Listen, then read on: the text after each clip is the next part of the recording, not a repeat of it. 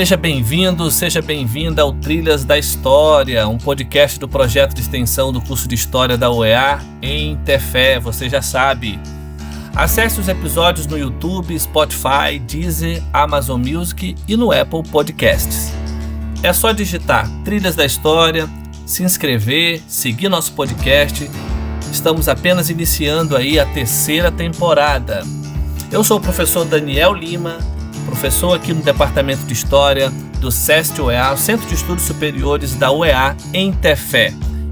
Eu e meu colega Luciano Teles, mandando um grande abraço para ele e para toda a equipe, tocamos esse projeto de história pública, levando para a comunidade, para além do espaço acadêmico, a população, os temas de história, os temas que afetam diretamente a nossa vida no tempo presente. No episódio de hoje, o Trilhas da História convida você a mergulhar nas engrenagens de uma incrível história no Baixo Amazonas. A trajetória dos homens e mulheres que deram vida à indústria têxtil em nossa região. Nosso tema de hoje é Memórias da Tecejuta, Trabalho e Justiça. Para essa conversa, recebemos a professora doutora Daniela Tristan, historiadora e pesquisadora da experiência operária em Santarém, no Pará. Ao longo desse episódio, vamos percorrer o chão da fábrica da Tecejuta entre as décadas de 50 e 90 do século passado, 1950 a 1990. Analisando como a memória desses trabalhadores e as lutas travadas na justiça do trabalho ajudam a reconstruir a história social da Amazônia, a entender como o trabalho com a juta moldou identidades e preserva as vozes da consciência histórica do nosso povo. Prepare-se então para um episódio que resgata o protagonismo de quem construiu a história com as mãos e com a resistência. Eu gostaria de singelamente apresentar a nossa convidada de hoje então. A professora Daniela Tristan é historiadora, mestre em História Social pelo PPGH da UFAM e doutora em História Social pela UFPA.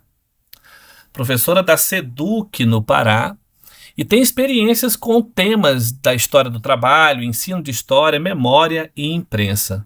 Professora Daniela, seja muito bem-vinda ao podcast Trilhas da História. Olá, Daniel. Quero parabenizar o projeto Trilhas da História, que é assim, história pública sempre é bem-vinda, né? Abre espaço para as nossas pesquisas chegarem a uma amplitude bem maior. E muito obrigada pelo convite. Estou feliz de estar aqui podendo contribuir com esse projeto. Que maravilha! Nós aqui agradecemos a sua disponibilidade na sua agenda. Olha, fico feliz. Daniela está em Santarém, no Pará. A gente se encontrou em julho do ano passado, lá em Belo Horizonte, na Ampu Nacional. Foi minha colega de mestrado no PPGH.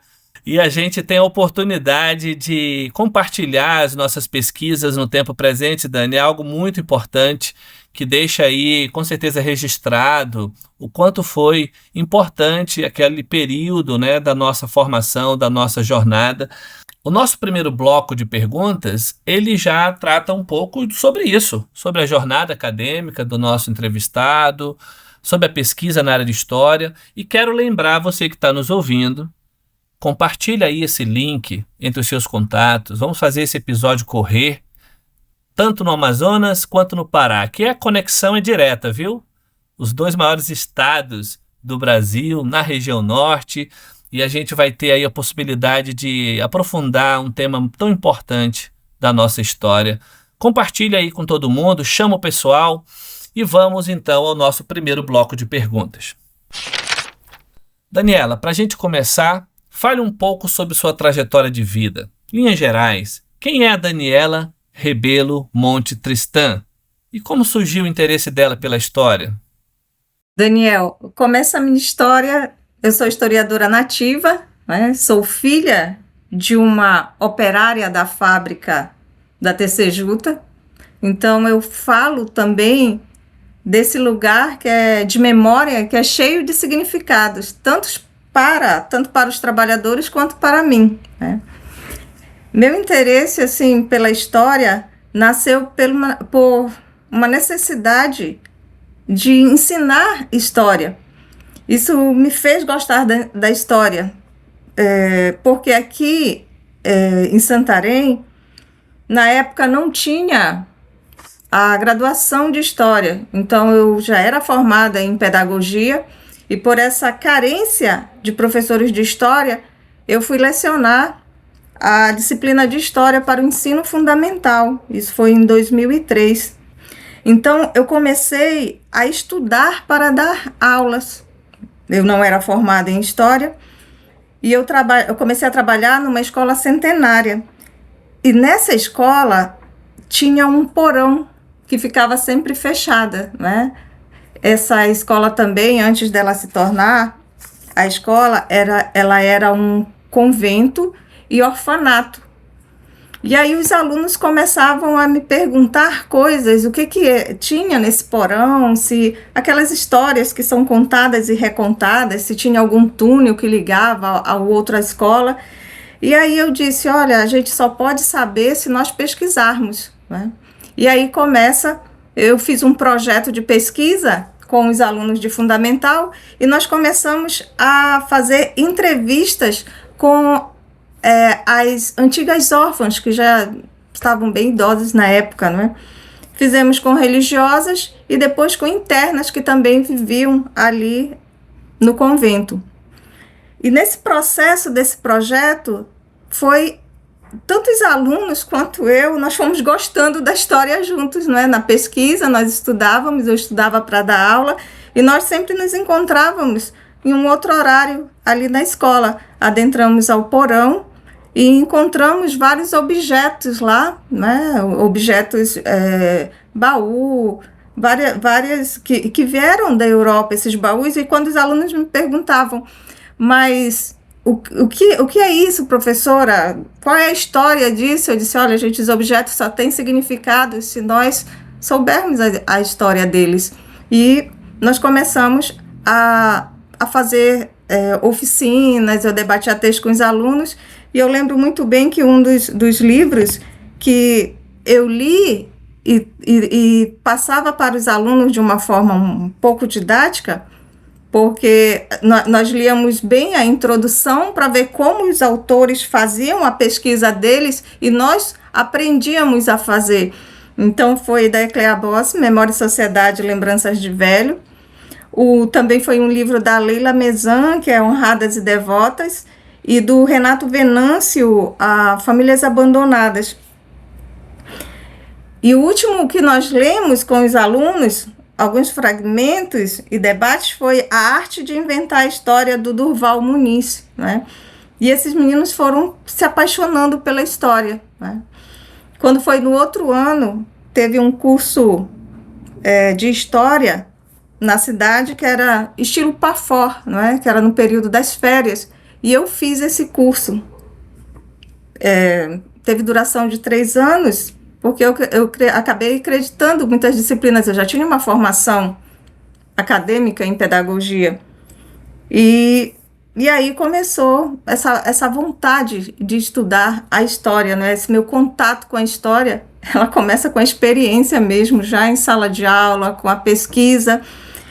E fui formando em 2009, e essa turma que eu tinha do fundamental, eles foram, na época era a 5ª série, depois a nomenclatura atual, 6º ano.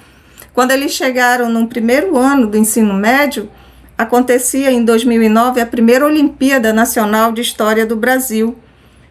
E na época eu escrevi 4 equipes, né? E as 4, elas passaram para a final, sendo uma toda patrocinada como a melhor da região norte. Nós fomos para Campinas e lá os meninos, nós conseguimos trazer a medalha de ouro para o Pará. E foi assim uma experiência muito boa. Depois dessa experiência, 2010, 2011, 2012, 2013, nós conseguimos também ser patrocinados e estarmos nessa Olimpíada. E aí em 2014 não participei mais porque eu continuei meus estudos, fui para Manaus, para a UFAM, fazer o mestrado lá e depois segui para o doutorado. E essa, sim, foi o meu contato com a história, a minha entrada na história, né? Eu me lembro bem dessa época aí já, né, Dani? Foi quando nós nos conhecemos. Olha só, Daniela, que memórias, né? É importante a gente. Olha, eu falava no último episódio para o nosso colega Robeilton, não existe nada mais. Uma das coisas mais prazerosas que toca o profundo da nossa alma é quando nós conseguimos ver nos olhos dos nossos alunos o despertar pela história, o interesse pela história, como a Daniela acabou de descrever, começando na sala de aula, as perguntas e o privilégio de ser pedagoga, que é justamente essa relação de saber como ensinar, né, a didática certa, o método certo de ensino, nessa aproximação. São memórias afetivas também, com certeza, um sentimento muito profundo com a área de história. E aí, olha, agora a gente a Dani fez um resumo bem interessante, porque a gente já avança até mesmo no tema do nosso episódio, porque no mestrado a gente vai conhecer um pouco mais do que vai acontecer nessa jornada acadêmica da Daniela. Daniela, em sua dissertação, você explora a construção da memória dos ex-trabalhadores da TCJuta em Santarém. Para os nossos ouvintes saberem, como foi o processo de lidar com as memórias dessas lembranças e como os operários ressignificam ou ressignificaram para você, hoje, no tempo presente, o chão de fábrica, em uma indústria que, a gente sabe, já não existe mais. Essa última frase é bem interessante quando você diz uma fábrica, uma indústria que não existe mais, não é? E aí, nas entrevistas, você percebe que ela existe nas memórias dos trabalhadores e das trabalhadoras. Ela é muito viva nas memórias, porque a TCJuta, ela não foi apenas um lugar de trabalho, ela foi para além disso. Era um espaço também de conflitos, tensões, mas também, para além disso, ela foi um lugar de relações afetivas construídas em um cotidiano comum entre os trabalhadores e as trabalhadoras. Por isso o título da minha tese, ele é Os Trabalhadores e a Sua Fábrica, porque eles se apropriaram dessa fábrica, eles têm até hoje em suas memórias, não é? Ninguém deu, né, maior... Isso mesmo, Daniel. Ninguém deu maior significado para a TCJuta que os trabalhadores. Porque, assim, para o patronato, o que significava a TCJuta? Uma empresa, que era um significado econômico, político também, né? Tanto que a elite política de Santarém, ela estava presente na diretoria da fábrica. Era riqueza, poder. Mas para o trabalhador, o chão da fábrica era um lugar onde se vivia, né? Onde lutavam, onde buscavam recursos para viver, lugar de conhecer, de construir relações afetivas, contar piadas, organizar passeios quando estavam na folga, ou seja, ali pulsava a vida, né, entre eles. Ali, para os trabalhadores, era um cotidiano cheio de significados. Os trabalhadores, eles começaram a se identificar os interesses comuns, né? E se reconheceram e foram construindo uma consciência de classe.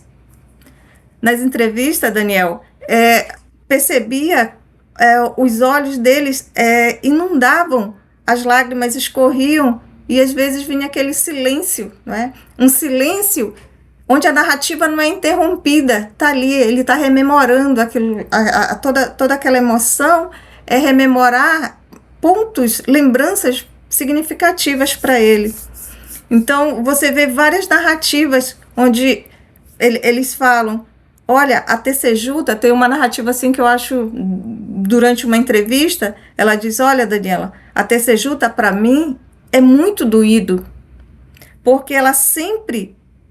eu digo assim, puxa, se ela voltasse, eu ia trabalhar lá, mas ela não ia mais me aceitar, porque eu já tenho essa idade, porque eu já tenho uma idade avançada, mas tem noites que eu sonho, e o Marcos, que é o marido dela, né, que ela fala, também sonha. Tem várias pessoas que a gente conversa que também sonham como a gente vivia lá dentro, porque ali era a casa da gente. Então, assim, foram várias entrevistas que mostram como eles ressignificaram aquele lugar, não é? E se apropriaram dele, faz parte da vida deles. Então, essa empresa, ela não existe mais, mas a fábrica é deles, é do trabalhador. O chão da fábrica, ele se ressignifica nas memórias desses trabalhadores, né?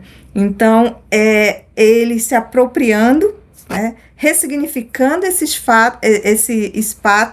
espaço, de afetos, e também é um momento que eles lembram de uma fase da vida da juventude. Há um saudosismo muito grande entre eles. Então, é dessa forma que eles significam essa fábrica. E quando eles também, Daniel, eles falam da fábrica, que eles estão rememorando, eles despertam em mim as minhas próprias memórias. Porque, como eu falei no começo, eu sou uma historiadora nativa, né? Enquanto pessoa, enquanto a Daniela, isso você quer dizer? Afeta você. Exatamente. As memórias deles traz à tona as minhas próprias memórias de criança, quando eu ouvia a sirene da fábrica, quando a minha mãe saía para trabalhar, né? Então, olha só isso. É bem interessante essa dinâmica dos tempos, né?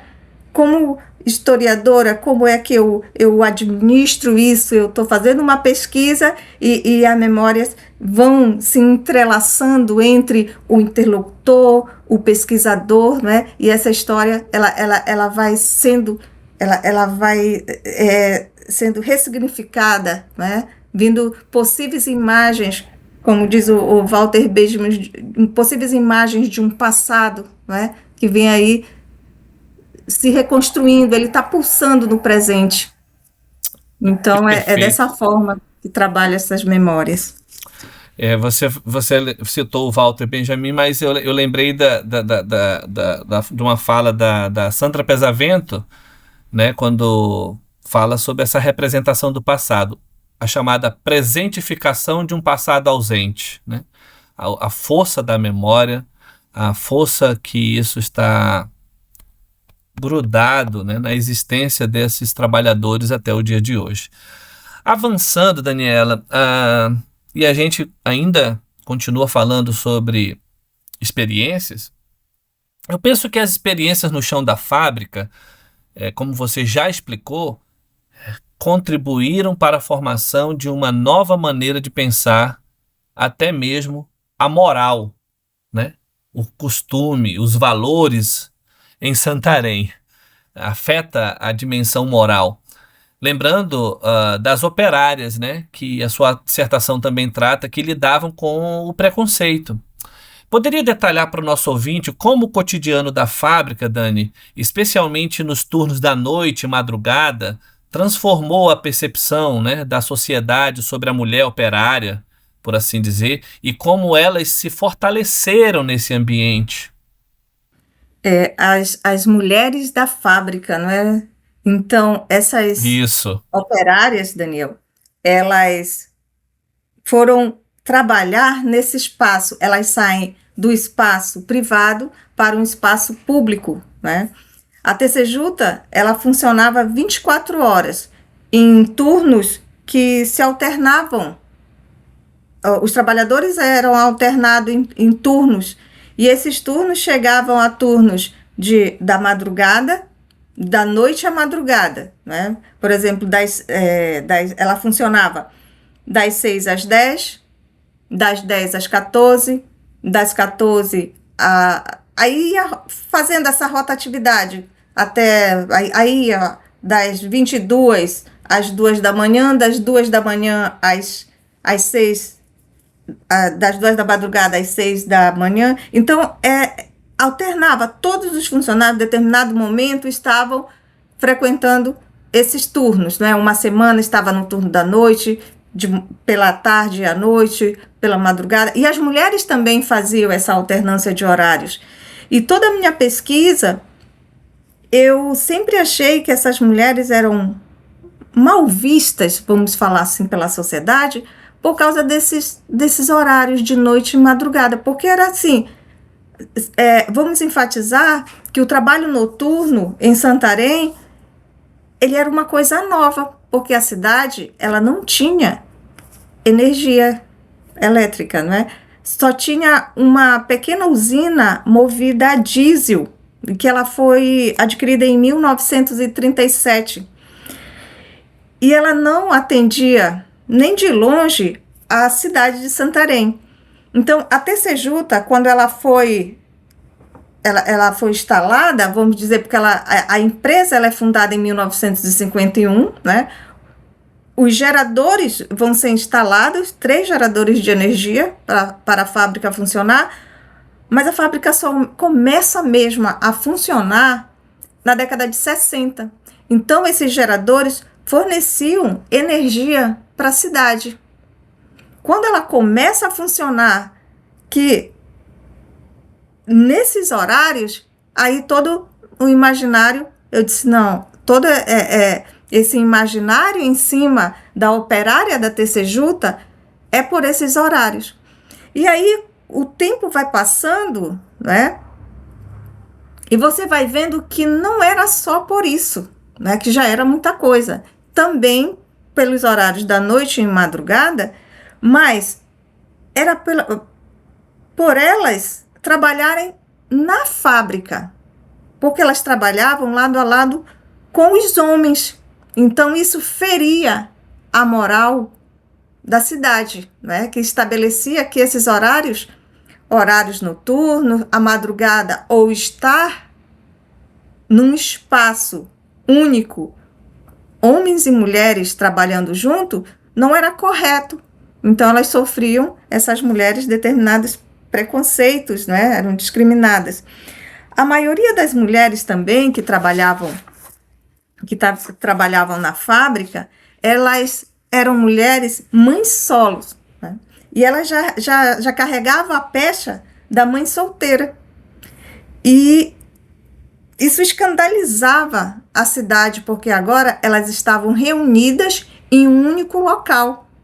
Nessa fábrica também, na Tecejuta, trabalhavam mulheres casadas, solteiras, viúvas. E isso assustava, porque elas poderiam influenciar as outras mulheres, né? E eles tinham muito medo que as relações afetivas acontecessem, porque era o ir e vir para a Tecejuta, era o ambiente de trabalho que eles estavam lá, os horários. Então, era um conjunto de coisas que assustava. E essas mulheres, elas foram... essas afetividades que eles tinham medo que acontecessem, realmente aconteceram, não é? As amizades, os namoros, os casamentos, porque muitos casais vivem até hoje, né, que se formaram na Tecejuta, muitos casais, né? As entrevistas com casais que têm 40 anos de casado, 50 anos hoje. Então, se formou, e também muitas mulheres casadas que foram trabalhar na Tecejuta se separaram, porque os maridos colocaram condições. Então, essas mulheres, elas se reconheceram como pessoas que têm as mesmas experiências. Esse reconhecimento mútuo, ele gera força e cria identidade, né? E com essa força, elas se organizavam, elas começam a se reconhecer, e essa força faz com que elas ultrapassem os muros da Tecejuta, e elas vão para as festas juntas, vão para as praias, passeiam com seus filhos, ou seja, ela se organiza. Por isso, as operárias da Tecejuta, elas eram vistas com preconceito por parte de muitas pessoas fora da fábrica. Quando o caminhão da Tecejuta passava pelas ruas da cidade, levando as operárias e os operários, quando esse caminhão passava, elas ouviam alguns comentários. Lá vão elas para a Teceputa. Eram assim os comentários que se referiam às mulheres da fábrica. Uau. Ou lá vão as Everett, né? Por quê? Porque elas eram agredidas, né?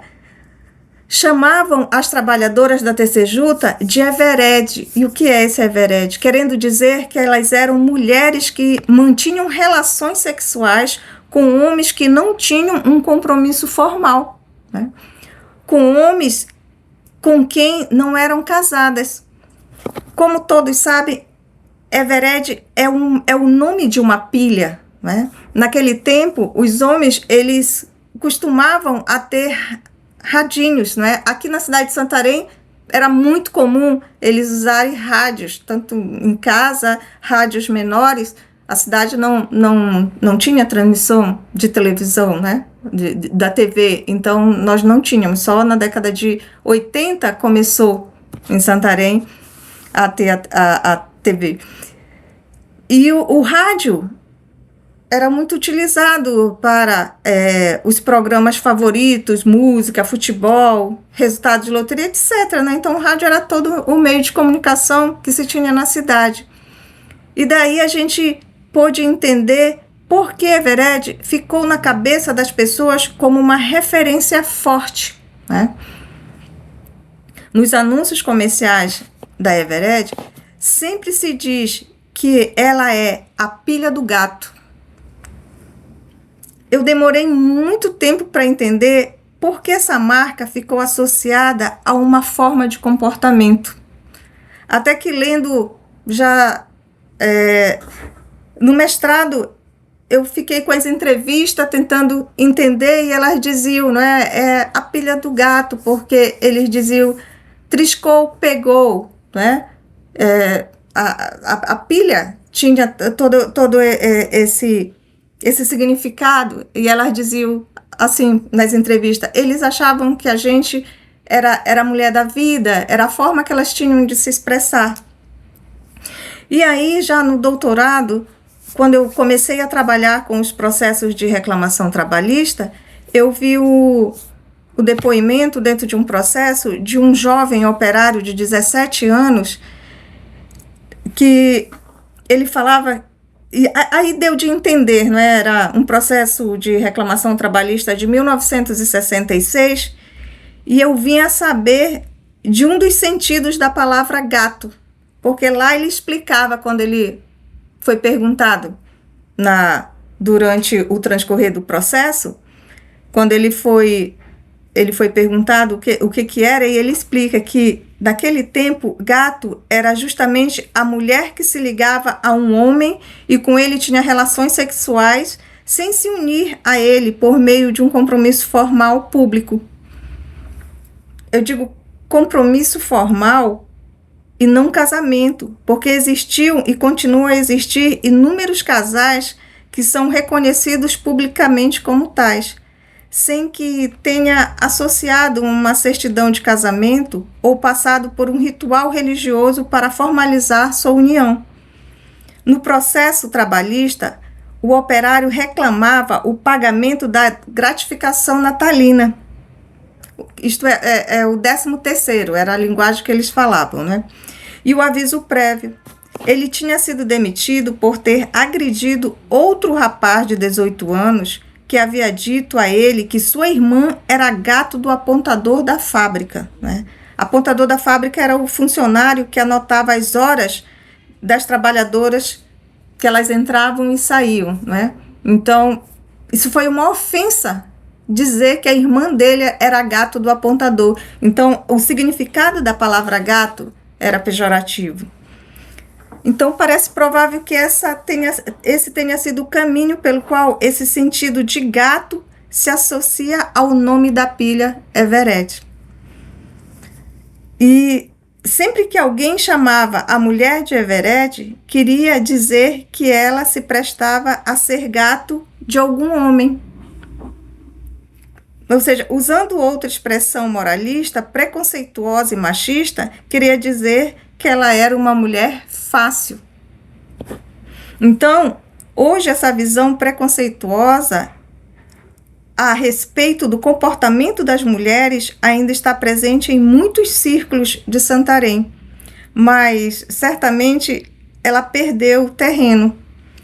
E não podemos deixar de considerar a possibilidade de que para isso tenha contribuído a experiência do reconhecimento mútuo das trabalhadoras da Tecejuta como portadoras de uma identidade própria, que frequentavam conjuntamente uma atmosfera de preconceito e que por isso mesmo buscavam se fortalecer no apoio proporcionado por seu círculo de amizade.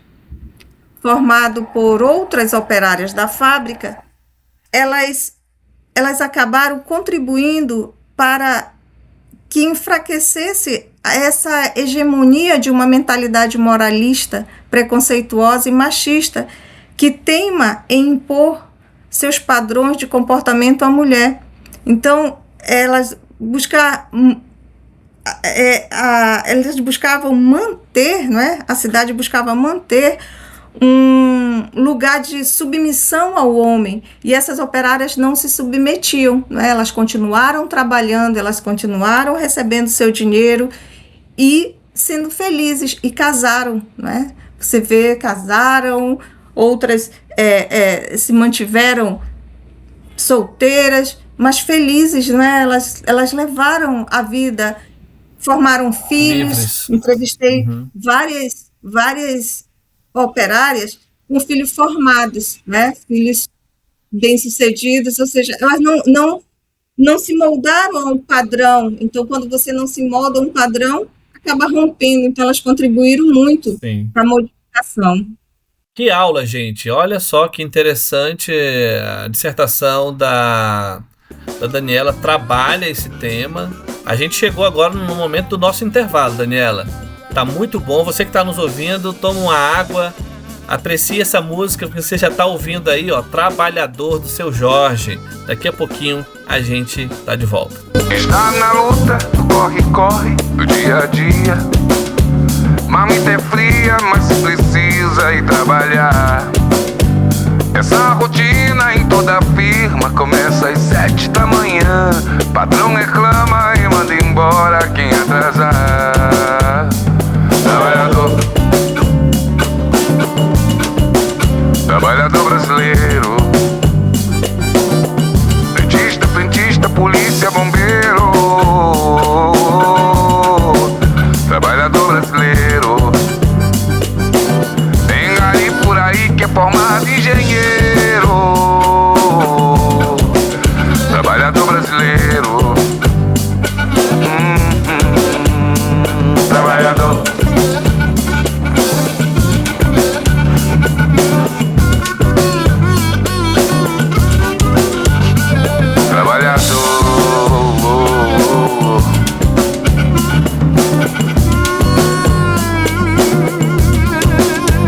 E sem dinheiro vai dando um jeito, vai pro serviço. É compromisso, vai ter problema se ele faltar. Salário é pouco, não dá pra nada. Desempregado também não dá. E desse jeito a vida segue sem melhorar. Maravilha, que música linda e nos inspira, né? Inspira diretamente o nosso tema de hoje. Estamos no episódio 26 da terceira temporada do podcast Trilhas da História, nosso segundo episódio da terceira temporada.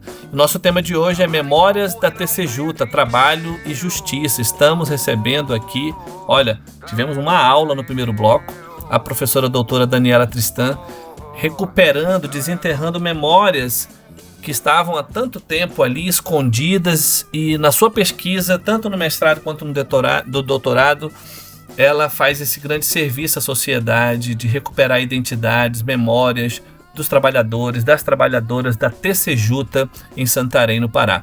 Nós vamos continuar agora o segundo bloco com mais algumas perguntas para a Daniela. Você que nos ouve, por favor, compartilhe esse episódio, encaminha aí para os teus contatos e vamos continuar.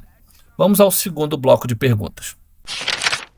Daniela, você também trata das relações de sociabilidade e da percepção dos trabalhadores para uma identidade comum. E você até tocou isso, né, nessa questão ainda agora sobre esse movimento para além da fábrica. Vamos falar um pouco mais sobre isso. Como as festividades, as festas promovidas pela fábrica, por exemplo, Natal, 1º de Maio, festa junina, enfim, até Miss Operária tinha, né? E a prática de manter hábitos culturais amazônicos podem ter contribuído para o fortalecimento desse senso de pertencimento, né? Fala um pouco para aí, cumplicidade entre os operários e operárias. Daniel, esses eventos, eles eram promovidos pela empresa, com o objetivo de obter a fidelidade do trabalhador, passando a imagem de uma empresa amiga, protetora. As operárias e os operários, eles gostavam dessas festas, dessas excursões, desses momentos de confraternização, mas eles não deixavam de atribuir seus próprios significados a esses encontros. A gente pode ver que, de modo geral, o operariado da TCJ nunca teve um perfil subserviente. Eles tinham uma ligação afetiva com a fábrica, né? Uma relação, como eu já falei anteriormente, que eles se apropriaram desse chão da fábrica, mas não necessariamente com a empresa TCJ. A fábrica era o seu local de trabalho e de sociabilidade. Então, os encontros promovidos pela empresa não necessariamente criavam ou reforçavam uma ligação com a empresa, mas certamente eram aproveitados pelos operários e operárias para vivenciar laços de sociabilidade, companheirismo e laços afetivos de todo tipo. Nós entrevistamos vários, o que esses momentos, o que eles sentiam nesses momentos, várias entrevistas eu fiz com os trabalhadores e trabalhadoras, e eu lembro muito bem uma fala do seu Raimundo Branco, né? Ele já tinha 82 anos na época, já não está mais aqui com a gente, mas contribuiu, ficou na história. Ele nos diz assim, eu vou ler aqui essa narrativa dele, que é bem interessante, vou ler um fragmento. Era uma vivência frequente, se torna fraterna e tudo. Olha, Daniela, quando era o fim do ano, era um espetáculo, faziam festas que era uma beleza, comemoravam, era bom. Aí partilha e todo mundo ia com a família, faziam a confraternização e era muito bom. Já pensou? 1000 operários ali chegavam a reunir, de certa forma, com os familiares. Era muita gente, um festão, uma festa bonita, sabe? O povo sabe valorizar, porque é uma coisa energizada de natureza pelo suor. A pessoa suou junto ali e está repartindo o que cada um tem de verdade, sabe? E acabou. Então, esse depoimento, essa narrativa do seu Raimundo Branco é, assim, muito significativa, né? Porque é muito forte, né?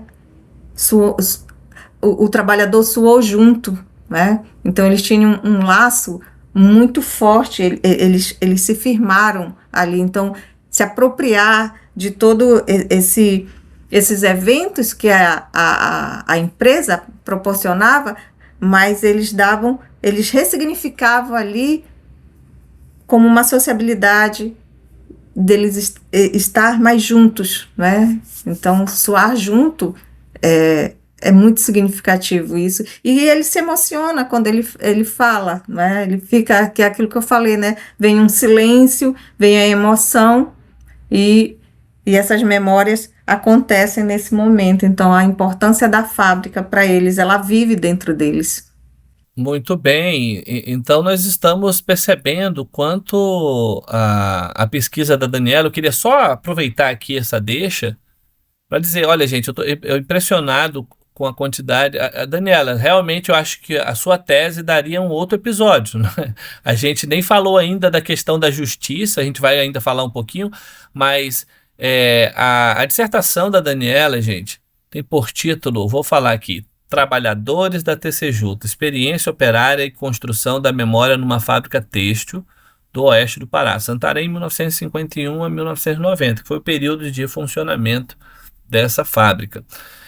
Depois, como a Daniela falou no início, ela continuou a sua investigação, aprofundando agora o título da tese dela que ela fez na UFPA, As Trabalhadoras e Trabalhadores Têxteis e Sua Fábrica em Santarém.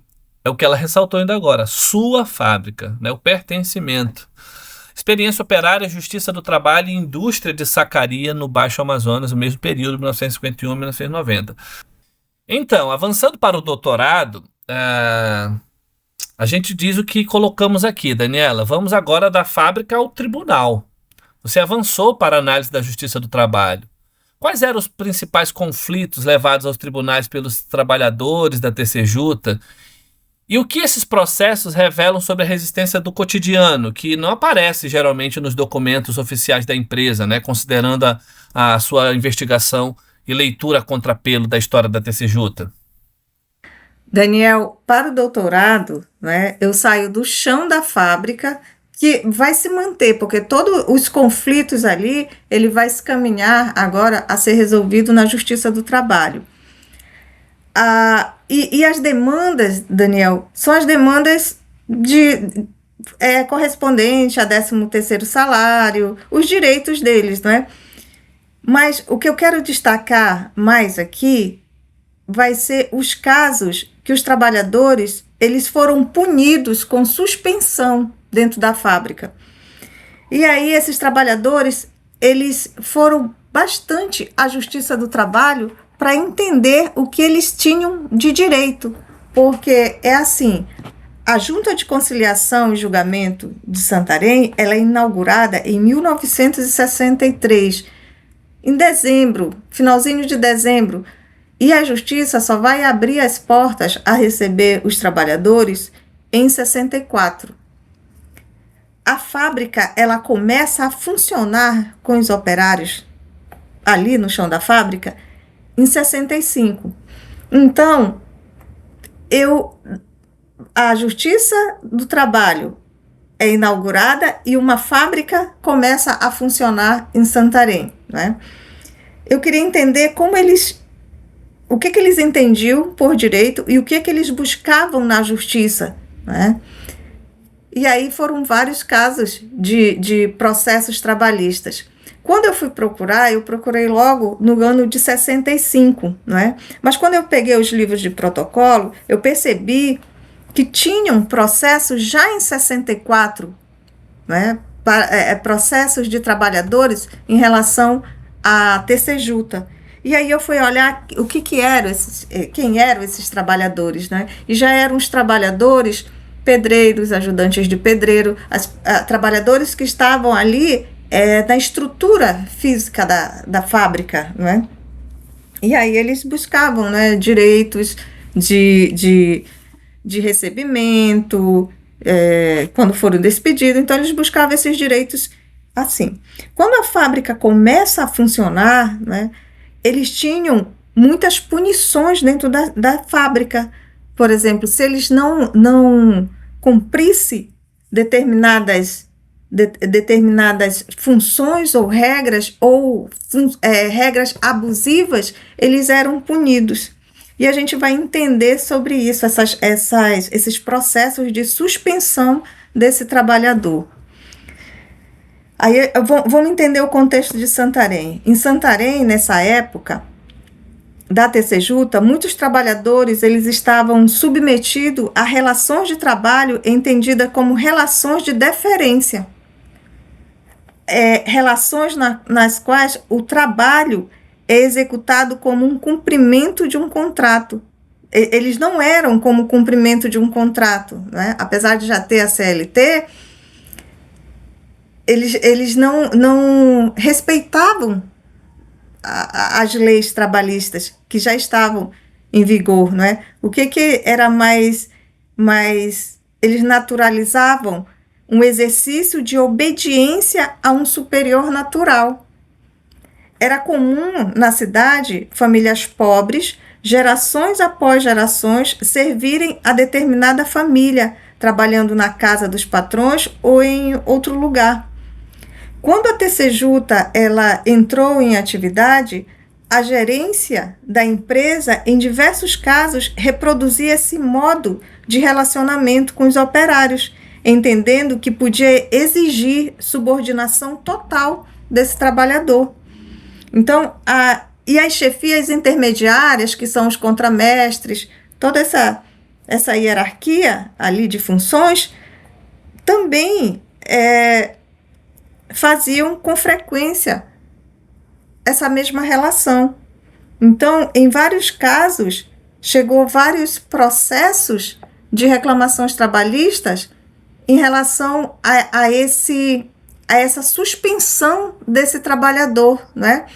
E aí a gente percebe que essa suspensão, ela não era apenas corretiva, ela era punitiva. Por quê? Porque o trabalhador recebia, olha, você teve suspensão por 3 dias, né? E aí ele passava 3 dias suspenso, ele não recebia por esses 3 dias, e quando ele retornava, eles trocavam ele de função. Ele era operador de máquina, teve casos, né, de processos, e ele vai para destocar terrenos, né? Outra função. Então, o que dá para entender? Que a suspensão ela não era apenas corretiva, ela era punitiva, porque eles colocavam num outro serviço, numa outra função. E são vários e vários casos acontecendo assim. Então, eles acionavam a Justiça do Trabalho tentando entender se eles tinham direitos, né? É bem interessante essa relação que eles vão construindo com a Justiça do Trabalho, porque você vê muitos casos dos trabalhadores chegar lá na Justiça e perguntar, contar o caso e perguntar, eu tenho algum direito? Ou seja, havia uma credibilidade, uma confiança nessa justiça que estava chegando em Santarém, né? Eu consegui analisar vários casos, né, dessas suspensões desses trabalhadores, e todos eles ganhando a causa, né? E você vai ver uma desestabilização desse patronato, né? Eles chegam a se desestabilizar a ponto de, nas mesmas audiências, nas sentenças, quando eles se pronunciavam, eles diziam, nós já estamos virando galhofas dentro da fábrica dos trabalhadores, porque eles chegam aqui e eles ganham a causa, né? E aí nas sentenças é bem interessante como os juízes, eles vão como se eles estivessem ensinando o patronato a respeitar essa lei, porque as sentenças não eram só colocadas ali no processo, não é que ela vai, o trabalhador ganhou a causa, ela vem cheia elas vão vir mostrando, olha, nós estamos vendo o que vocês estão falando. Por exemplo, tem aqui o juiz, quando ele deu a ganha de causa a um trabalhador, ele vai falar aqui, ó, assim, a reclamada unilateralmente tentou alterar qualitativamente as condições de trabalho do reclamante. Este, desde seu ingresso, vem exercendo suas atividades como operador de máquinas de tecelagem. Não podia, pois, a reclamada determinar que fosse ele executar outros serviços, e muito menos serviço inferior à sua qualificação, sendo determinação da reclamada ilegal. Assistiu direito ao reclamado de recusar-se a cumprir as ordens do empregador.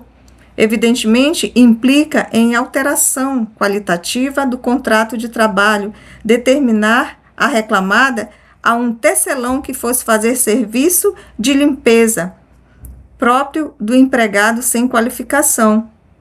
Então, você vê o juiz, ele explica o caráter que a subordinação do trabalhador ao patrão deve assumir dentro de uma lei. E aí ele ainda vem dizendo assim, ó, a subordinação do empregado resulta de um contrato e nele encontra-se seus limites e seu fundamento. Então, sempre também vinha dizendo, olha, tanto no campo quanto na fábrica, o trabalho do eito já acabou. Você vê as sentenças acontecendo, né? E os juízes, nas sentenças, demonstrando que está percebendo essa relação que esse patronato, ele quer de um servilismo, né? E ele diz, o contrato de trabalho, ele tem limites à dignidade humana. Então, é bem interessante ver esses casos. E esse trabalhador e a trabalhadora, eles buscam a justiça do trabalho. Eles buscam e eles ganham as causas. Eles veem ali, eles pegam os conflitos que acontecem dentro do chão da fábrica, levam para a justiça do trabalho. E esse patronato ali nem sonhava em estar sentado ali, tendo que trazer testemunho e se justificar na presença do trabalhador. Então, há uma relação, esse trabalhador tem uma confiabilidade na justiça do trabalho, mesmo com as conciliações, não é? Que se diz que as conciliações, ele Sim. perde. Nessas conciliações, às vezes ele foi demitido por justa causa, né? Porque ele brigou no trabalho, e aí ele vem, chega na justiça do trabalho e consegue uma conciliação, né? Para que paguem a ele, e aí ele traz os testemunhos, e é interessante também que as juntas de conciliação, eles não falam, não tinha causa coletiva, o trabalhador sempre levava uma causa individual, mas a partir do momento que acontece o conflito no chão da fábrica e ele tem o apoio dos colegas de trabalho, do operariado, aquilo já não é mais uma causa individual, é uma causa coletiva, porque todos Sim. iam depor a favor do outro trabalhador, mostrando.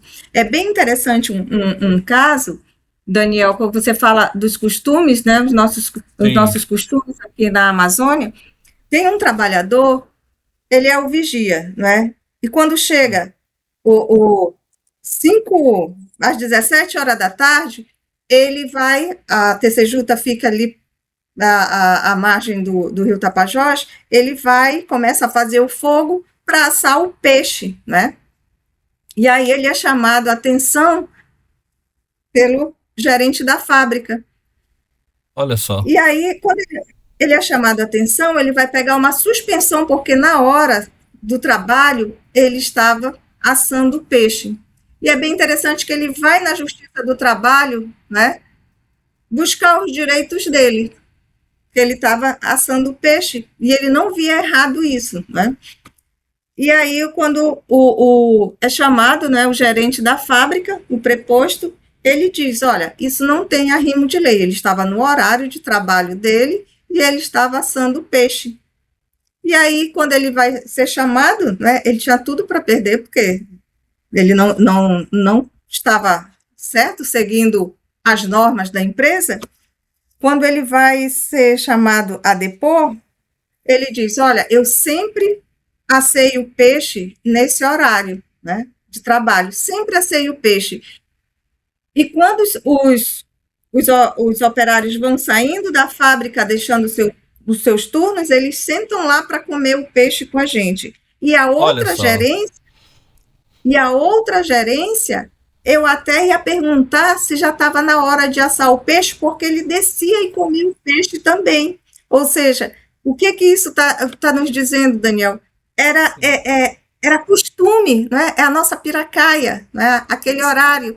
Então, o comer o peixe, ele não comia o peixe sozinho, ele convidava as pessoas. E como a antiga gerência era da região, eles também ainda diziam, olha, está na hora de assar o peixe, ele descia. Quando veio uma outra gerência, né, que veio de fora, eles não entenderam aquilo, né? Olha, que a outra gerência veio de fora da cidade, ela não entendeu isso, então ela foi lá e ele tinha que ele estava fazendo certo, né? Porque era um direito costumeiro. E eles começaram nessa aí traz testemunho daqui, traz eu já analisando aquele processo e E vendo ali toda a questão do direito costumeiro, a piracaia, até as palavras que eles falam, como acontecia, né? A gente pegava o moquém ali na praia, todas as linguagens, né, dos nossos antepassados estavam ali naquele ritual. Aí, quando vem, ele diz, mas não tem arrimo de lei, ele não tem por que ganhar a causa, a punição vai continuar. Aí ele diz, eu não tenho direito de ganhar a causa. Aí ele começa a denunciar. É errado assar peixe, mas é certo e mexer com as meninas da fábrica, é certo. Aí ele começa a denunciar um montão de assédios que aconteciam, né? Aí na hora a gerência propõe uma conciliação, né? Pede para ele voltar para a fábrica, que não vão fazer suspensão, ele vai continuar trabalhando na fábrica e ele ganha a causa, né? Porque ele traz, puxa, eu assar um peixe é errado, mas o que ele faz? Que é o assédio, ele começa a denunciar tudo que ele Vamos via definir o que é acontecer errado, né? dentro da fábrica. Mas é interessante que os processos de reclamações trabalhistas, trabalhar com a Justiça do Trabalho, nos possibilita ver um cotidiano também, né? Sim. Como a população pensa, como são os costumes, né? O que eles têm como direito costumeiro. Então, assim, foram muitas causas, foi assim, a gente analisa tanto as narrativas dos trabalhadores, quanto as narrativas dos magistrados, né? Como era esse comportamento, como era essa relação do patronato, e é bem interessante esse patronato assustado com essa justiça chegando, porque eles tinham uma relação de trocas de presente. Então, quando eu faço a entrevista da primeira secretária da junta, ela diz que o primeiro juiz, quando chegou, começou a chegar vários presentes, né? Na justiça dos patrões, vários presentes, convidando para passeios, jantar, e o juiz ficava olhando e mandava devolver tudo, né? Ela conta, porque eles não entendiam, né? Que ali Sim. Eles teriam que sentar também como réus e justificar as coisas. Então, é essa relação da Justiça do Trabalho com o trabalhador, ou seja, foi se construindo também uma confiabilidade, uma cidadania e a força desse trabalhador aí, né? Então, todas as causas desse trabalhador, elas se tornam coletivas, né? Porque eles todos apoiam esse trabalhador que vai ganhando essas causas e que vai organizando as leis trabalhistas também. E bem interessante que o que nós vamos ver em tudo isso, né? Que dá uma ruptura com o padrão de relações de trabalho que predominava anteriormente na região. A junta era uma presença que incomodava o patronato. Mas o que eu quero ressaltar é que o protagonismo desse movimento de ruptura foi dos trabalhadores. Era a força que impulsionava essa ruptura, foi a atuação dos trabalhadores de adentrarem no terreno da justiça do trabalho, apresentar ali suas reivindicações, né? Porque a gente sabe que o poder jurídico não tem iniciativa própria. Os juízes da Justiça do Trabalho, eles só entram em cena quando são provocados por uma das partes em disputa, e quase sempre era a do trabalhador. Então, a tese faz toda essa discussão, Daniel, em relação a essas rupturas, como vai se formando, como esse trabalhador ia atrás dos direitos e como ele vai construindo também essa cidadania de direitos e se tornando mais forte nessas relações. Muito bem, gente. Foi um excelente release da tese. Daniela, eu queria só fazer um comentário rápido. A gente já está indo para o final, mas essa sua explanação final, inclusive dando exemplos, né? Você colocou aí exemplos específicos. Primeiro você apresenta o geral, todo um contexto histórico, a questão jurídica envolvida antes, depois, durante e depois, mas também a percepção aí de casos específicos, né? Como foi o caso do vigia da empresa, da relação do costume, né, da piracaia e tudo mais. Mas isso me remete a lembrar o que a gente às vezes vê circulando na internet, porque é um campo de disputa mesmo, né? E recentemente, eu não sei se você viu, um meme ganhou bastante destaque, que eu não diria que é um meme, né? Na verdade é uma dinamite aí que, na nossa cabeça, que o que está faltando para o brasileiro hoje é a interpretação de texto memória histórica e consciência de classe. E aí é o que nós estamos lidando diariamente, com uma grande margem da população se digitalizando antes de se alfabetizar funcionalmente e até mesmo ter apreço pelas áreas do conhecimento, como a área da história.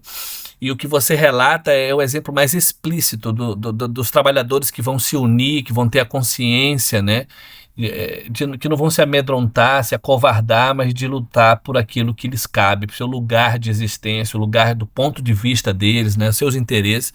E é esse o meu comentário. Daniela, nós chegamos então ao final do nosso episódio, maravilhoso episódio sobre os trabalhadores da TCJuta, Trabalho e Justiça. Eu queria que você desse sua saudação, seus agradecimentos finais. E foi muito bom, minha amiga. Muito obrigado mesmo. Já agradecemos desde já. Daniel, eu agradeço a oportunidade de falar da minha pesquisa aqui com vocês, não é? De mostrar também essa força do que é ter consciência de classe, do que é saber qual é a sua classe, saber a que classe você pertence, não é? Só assim, quando você sabe a que classe você pertence, você tem condições de lutar por ela.